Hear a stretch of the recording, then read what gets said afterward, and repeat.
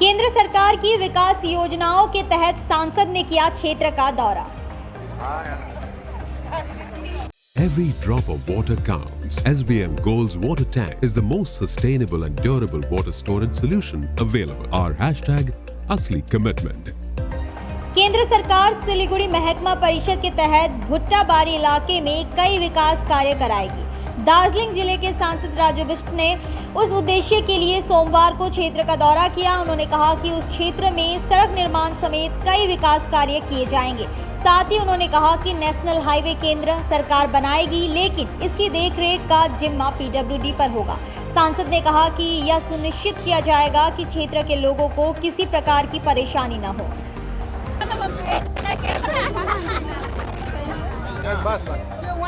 आप बता रहे हो कि ये प्रोजेक्ट डिले होने के कारण जो प्रपोजल था रिजेक्ट हो गया। ये NH 31 है ना, जो रोड बनाने का काम तो केंद्र सरकार ने किया होगा, मेंटेनेंस अभी स्टेट के पास है। स्टेट पीडब्ल्यूडी का क्या है इसमें, वो बना पाएगा 200 मीटर की नहीं बन पाएगा? सर अलग से डीपीआर करके बनाना होगा। अलग से डीपीआर अभी नहीं बना है? नहीं सर, उनमें उन लोगों को बोला था। बीमारी 1 साल से है। अच्छा नहीं सर, मैं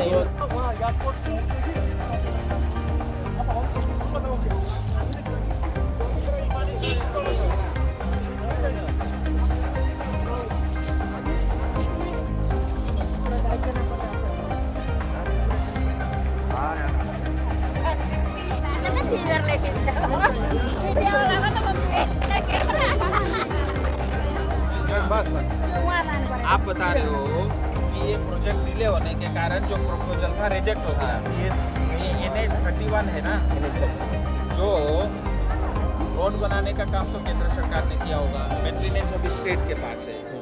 स्टेट पीडब्ल्यूडी का क्या है इसमें, वो बना হয়েছে একটা গোল করতে পারে না, দম নেই। চিংড়ি খাইলে জোশ আইবো কেমনে? জোশ আসিল ইলিশে। আচ্ছা আচ্ছা থাক থাক হয়েছে, দিন কাটে খেয়ে বসে বালিশে, তোমারও তো বালিশে। তাও দেখি একখানে একবারে সমর্থ পাইছি বছরের অর্থ।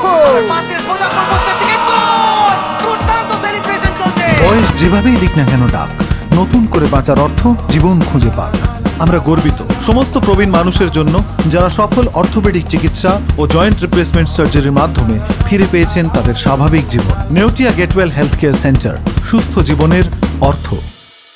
करके यहाँ पे जो है वो क्या बोलते हैं, समाज घर बनाने का भी उनका वो है, प्रपोजल चल रहा है। आज मैंने मंदिर को 2 लाख डोनेशन भी दिया।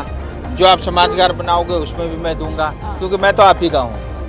लेकिन दूसरी बड़ी समस्या यहाँ पे ये है कि पता नहीं इस गांव में मतलब लोगों ने क्यों इतना अन्याय किया है पीडब्ल्यूडी में, और जब ये हाईवे बन रहा था ये मेरे समझ के परे है।